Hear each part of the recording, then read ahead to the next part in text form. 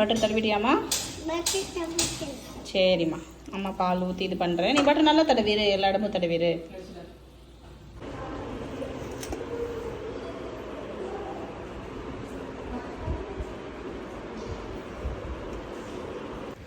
சூப்பராக cup cakes, brownie எல்லாமே ready பண்ணிவிட்டு எல்லாத்தையும் கட் பண்ணி பீசஸ் போட்டுட்டு எல்லாத்தையும் கரெக்டாக பேக் பண்ணி வச்சுட்டு, இதெல்லாம் எவ்வளோ வேகமாக ரொம்ப இன்ட்ரெஸ்டடாக எதுக்காக செஞ்சிட்ருக்கோன்னா, இதெல்லாம் செஞ்சுட்டு வெளியே போகிறோம்.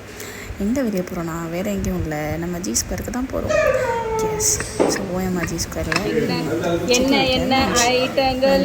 ரசம், அதுக்கப்புறம் சிக்கன் குழம்பு, chicken 65, veg biryani, cauliflower pakoda, அப்புறம் இது எல்லாமே இருந்துச்சு.